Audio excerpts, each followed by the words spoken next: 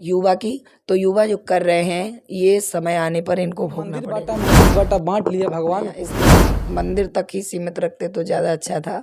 क्योंकि भगवान एक है या से क्या चला रहा है इसके बारे में तो बता पाना बड़ा मानव के जीवन में जो भी अपराध होते हैं, जो भी अच्छे कर्म होते हैं, उनका फल उनको भोगना पड़ा था कि आपकी गर्दन कटने वाली थी, लेकिन आपने इतना पुण्य किया प्रकार के जीव का हत्या करके उसको धर्म के लोग हैं जो शास्त्र को नहीं मानते हैं, देवी देवताओं को नहीं हमारे मानते से जो पाप होता है उसका फल हमें भोगना पड़ता है, जानकर ऐसे करें भी या लोग हैं, जिनके पास अरबों खरबों की संपत्ति होते हुए भी वो अपने जिंदगी में कमी महसूस करते हैं। एक शिकायत तो मुझे और है मेरे साथ राष्ट्रीय कथावाचिका देवी सत्यार्चा जी मेरे साथ अभी मौजूद है। मैं बता दूं कि जो वृंदावन से चलकर मोतिहारी के दरोगा टोला में आई हुई है कथा करने। आइए मैं इनसे कुछ सवाल है, उन सवालों का मैं जवाब लूंगा। आइए मैं बिना विलम्ब किए हुए इनसे मैं जानना चाहूँगा। अच्छा, सबसे पहले मेरे चैनल में आपका स्वागत है। बहुत बहुत धन्यवाद। अच्छा, ये जो मानव को जो जीवन मिला हुआ है इसका सार क्या है? जय श्री राम। मैं सत्यार्चा वृंदावन धाम से मोतिहारी के दरोगा टोला क्षेत्र में कथा कहने के लिए आई हूँ श्री राम मंदिर पर। आपकी चैनल का भी बहुत बहुत स्वागत, धन्यवाद, जो कि आप सनातन संस्कृति को आगे ले जाने का काम कर रहे हैं और धर्म की बात जन जन तक पहुंचाते हैं। और अब आपने जो प्रश्न किया है उसका उत्तर ये है कि मानव जीवन का सार केवल इसीलिए है, देखिए अगर आप विचार करके देखें कि आप क्यों आए हैं यहाँ पर, धरती पर किस लिए आए हैं और क्या आपका उद्देश्य है, तो आपको ऐसा लगेगा कि हमारे साथ कोई मजाक हुआ है। जैसे भगवान वैसी लीला करते हैं जैसे कोई बच्चा लुक्का छिपी का खेल खेलता है, फिर भगवान मिल जाते हैं, फिर गायब हो जाते हैं, फिर किसी योनि में हमें डाल करके फिर गायब हो जाते हैं। तो ये लुक्का छिपी जैसी चल रही है। तो सार केवल इतना ही है कि आपको मानव जीवन में आकर के भगवान की प्राप्ति हो जाए, बस, इससे बढ़कर कुछ नहीं है। आखिर क्यों नहीं इस मार्ग पे लोग उतर पाते हैं?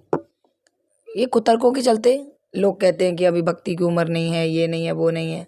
और एक शिकायत तो मुझे और है समाज से कि यदि कोई आगे बढ़ना चाहे तो उसको खींचते बहुत जल्दी हैं। हमारी संस्कृति को आगे मिल कर के बढ़ाया जाए यदि, तो बहुत आगे जा सकती है।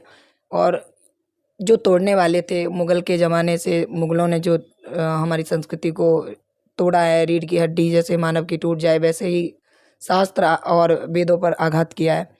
उसे अगर बचाने के लिए, धर्म की ध्वजा पकड़ने के लिए सभी आगे बढ़े मिल कर के, तो बहुत कुछ हो सकता है।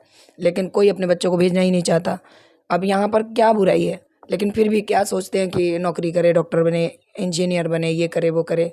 अगर संस्कृति में आए, हमारे राष्ट्र के लिए भी कुछ करे तो बहुत कुछ हो सकता है। इससे परिवर्तन भी युवाओं में बहुत जल्दी आता है। इस जगत में कुछ ऐसे भी लोग हैं जिनके पास अरबों खरबों की संपत्ति होते हुए भी वो अपने ज़िंदगी में कमी महसूस करते हैं, उनके लिए आप क्या कहना चाहेंगे? वो कमी महसूस इसलिए करते हैं क्योंकि उनके अंदर दरिद्रता है। सुदामा जी ने श्रीमद् भागवत महापुराण में कहा है अपने लिए आखिर ये दरिद्रता कैसे भागेगी?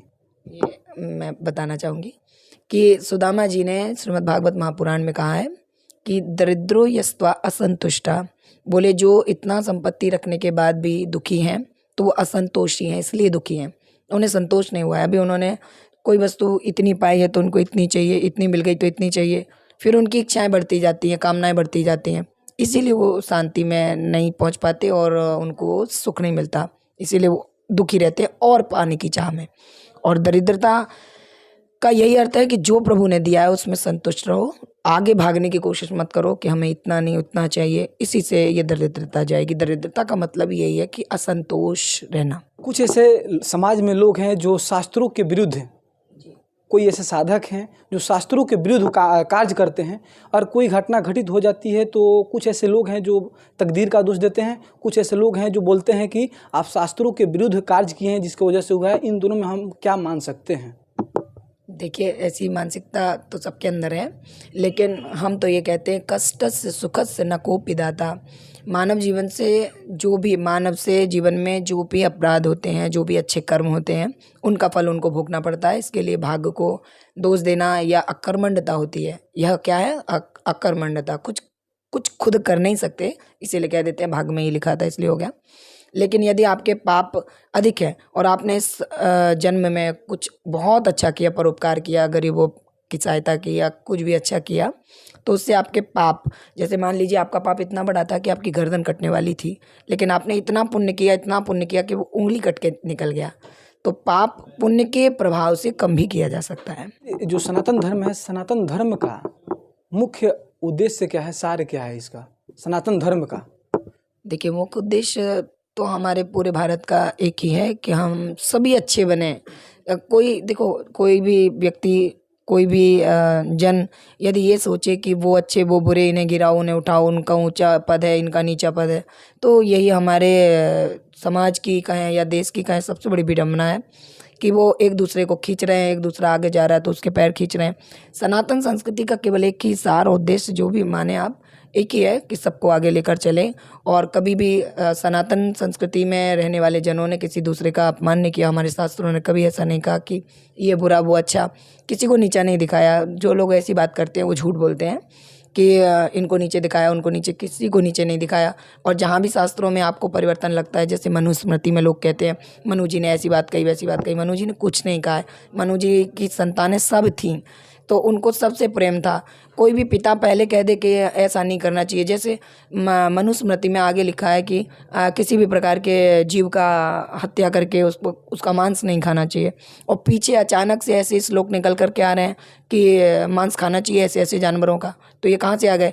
तो बोले हमारे शास्त्रों के साथ छेड़छाड़ हुई है, नहीं तो हमारे प्रभु ने से केवल और केवल प्यार ही फैलाया है। सनातन भी यही करती है, सनातन संस्कृति का भी यही काम है कि बस सबसे प्रेम करो, आगे बढ़ो, किसी को नीचे गिराने का उसका कोई उद्देश्य नहीं है। सनातन संस्कृति इसीलिए आगे है क्योंकि वो सब में अपनापन देख करके आगे बढ़ता है।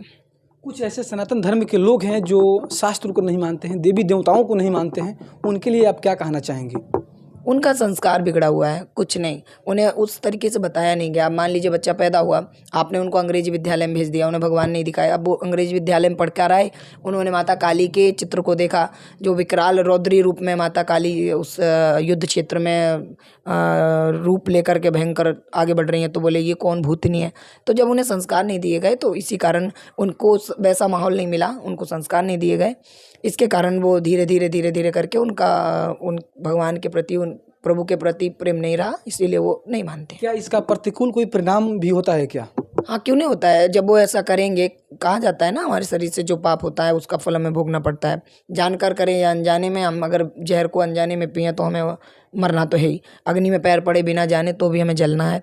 तो इसका यही प्रभाव पड़ता है कि उन्हें संस्कार दिए नहीं जाते और वो बिगड़ते जाते हैं, भगवान से दूर हो जाते हैं। उनके प्रति भगवान के प्रति उनके हृदय में प्रेम नहीं होता, तो उसके चलते वो फिर वो बुरा कर्म करते हैं, तो उसका परिणाम उन्हें भुगतना पड़ता है। और इसके कारण है माता पिता जो उन्हें संस्कार नहीं देते। एक दुआ है, मंदिर बांटा मस्जिद बांटा, बांट लिया भगवान को, क्या पृथ्वी बांटा अंबर बांटा, क्या बांट लिया इंसान को? इसको आप किस नज़र से देख रही हैं? मंदिर बांटा मस्जिद बांटा, बांट लिया भगवान को, क्या पृथ्वी बांटा अंबर बांटा, क्या बांट लिया इंसान को? इस पर आप क्या कहना चाहेंगे? अब आपने इस पर मंदिर तक ही सीमित रखते तो ज़्यादा अच्छा था, क्योंकि सबसे बड़ी ये विडंबना है हमारे देश की कि हमने बहुत सारे संप्रदाय बांट लिए, हमने बहुत सारे देवताओं को अपने अपने पक्ष में कर लिया, और जो ठीक नहीं है। भगवान तो एक ही थे। भगवान ने कहा हमें जिस रूप में भजोगे हम तुम्हें वैसे ही मिल जाएंगे। तुम भूत प्रेतों के रूप में भी देखोगे ना, तो उनके अंदर भी मैं ही हूँ, मैं हर जगह हूँ, तुम्हारे अंदर भी बैठा हूँ, तुम पहचानते नहीं हो। तुम्हारे अंदर जो दुर्गुण आ गए हैं उनके चलते तुमने अंदर के भगवान को नहीं देख पाया। तो बंटवारा ये बहुत गलत है, जो कि देवताओं को, हमारे देवता ये हम इनको पूजते हैं, हम उनको नहीं मानते, तो हम दूसरे को बुरा बोल रहे हैं। आखिर इसका दोषी कौन है? दोषी हम सभी हैं। गलतियां हमसे भी कभी हो सकता है, मन से कुछ गलत कभी निकला हो और उसे किसी ने हृदय में रख लिया और उसे मानने लग गया। गलती हमारी भी हो सकती है, ऐसा नहीं है, गलती सबसे होती है। भगवान एक है या अनेक हैं? नहीं, एक है, एक ही हैं, और पालने वाली शक्ति एक ही है। वो जैसे एक बड़ा समुद्र से निकले हुए बहुत सारे नदियों से निकले हुए पोखर, तालाब, झीलें, और फिर उससे निकले हुए बड़े बड़े नाले, फिर छोटी छोटी नालियाँ, ऐसे भगवान रूप दिखाते हैं, पर वो एक ही है जैसे समुद्र। फिर हमारे समाज के लोग, अलग अलग संप्रदाय के लोग क्यों बांट लिए हैं भगवान को? बांट लिए, ये पता नहीं मुगलों के समय से क्या चला रहा है, इसके बारे में तो बता पाना बड़ा कठिन है, क्योंकि मुगलों के ज़माने में क्या ऐसा हुआ कि देवताओं को ही बांट लिया। भगवान तो एक ही है। अब मान लीजिए किसी ने भगवान श्री कृष्ण को अलग कर लिया, फिर भगवान श्री कृष्ण के एक और रूप जगन्नाथ को किसी ने अलग कर लिया, फिर भगवान श्री कृष्ण के एक रूप विट्ठल भगवान बोले वो हमारे हैं, तो ऐसे करके बांट लिया। रूप वही है, पर जिससे उनकी श्रद्धा जुड़ी उन्होंने उन्हीं को अपना मान लिया, बस ऐसे संप्रदाय बन गए। अंतिम प्रश्न आपसे मेरा ये है कि जो भी आजकल के युवा अपने मार्ग से भटकते जा रहे हैं, उनके लिए आप क्या कहना चाहेंगे? आप देखिए भैया, जो भी युवा भटक रहे हैं, चाहे कन्याएं हों या बालक हों, जो भी भटक रहे हैं उनको सबको भोगना पड़ेगा। मैंने जितना भी अभी तक का जो मेरा ज्ञान है, मेरे दादाजी जो कि संत थे, गृहस्थ संत, उन्होंने मुझे इस मार्ग में डाला, कुछ सोच कर डाला होगा। और देखिए, कुछ भी काम होता है ना तो भगवान की इच्छा से होता है, ना हमारी इतनी औकात है ना ही सामने वाले की कि वो भगवान के मार्ग में चला दे। वो सब भगवान की इच्छा से होता है। और रही बात युवा की, तो युवा जो कर रहे हैं ये समय आने पर इनको भोगना पड़ेगा, सब कुछ भोगना पड़ेगा। तुम जितनी गलतियां कर रहे हो उनका सबका परिणाम सामने आएगा। उस समय तुम्हें कोई समझाने वाला नहीं मिलेगा। अभी तो लोग समझा रहे हैं कि हाँ भाई ऐसा करो वैसा ना करो, लेकिन समय आने पर जो गलतियां हमसे होती हैं उनका परिणाम हमें भुगतना पड़ता है। दोस्तों, आप लोग देख रहे थे हर्पल साइड 24 न्यूज़ और मैं हूं विभीषण कुमार गिरी। बहुत बहुत धन्यवाद, नमस्कार, प्रणाम आप सभी को।